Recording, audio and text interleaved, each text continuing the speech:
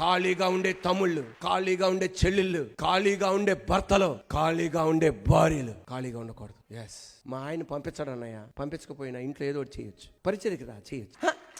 పరిచయం చేయను, యూట్యూబ్ మాత్రం చూసుకుంటా, ఎలుకలాగా పైకి కిందకి తిప్పుతుంటా. ఇదే తిరగటం, పైన ఫ్యాన్ తిరుగుతుంటది, ఇక్కడ ఇది తిరుగుతుంటది, ఇక్కడ మంచం మీద మనం తిరుగుతుంటాం, ఇలా ఇలా ఇలా ఖాళీగా ఉండకూడదు. అందుకే ఎవరన్నా వాలంటీర్ రిటైర్మెంట్ తీసుకుంటారని అంటే అలాంటి అంకుల్ గారితో, ఆంటీ గారితో, తమ్ముళ్ళతో, చెల్లితో అంటాను, మీరేం చెయ్యాలని తీసుకుంటున్నారు? ఇంట్లో కూర్చుంటాం, వద్దు మెంటలు చేద్దాం, మీకు వాలంటీర్ రిటైర్మెంట్ తీసుకోవద్దు, మెంటలు చేద్దాం, కష్టపడాలి.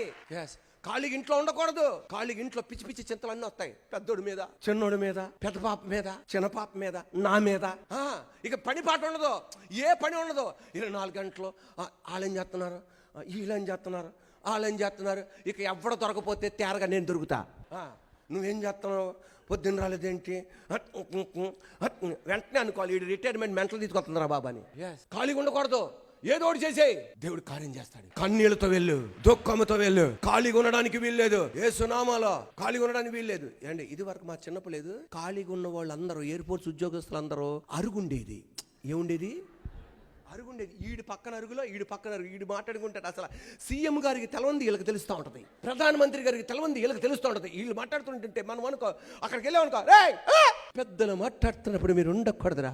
కానీ ఇప్పుడు మనకు ఒక ఇది ఇచ్చాడుగా, అందువల్ల పక్కన వాళ్ళతో మాట్లాడగల, ఎవడగాడు మాట్లాడేసుకుంటాడు అంతే. ఖాళీగా ఉండడానికి వీల్లేదు.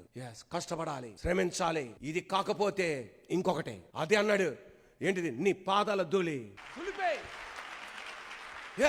ఇది కాకపోతే ఇంకొకటి, ఇది కాకపోతే ఇంకొకటి, ఇది కాకపోతే ఇదొకటి. నేను ఒక పంట కొయ్యాలి, డబ్బు సంపాదించాలి, బిడ్డల కొరకు ఏదో ఒకటి చెయ్యాలి.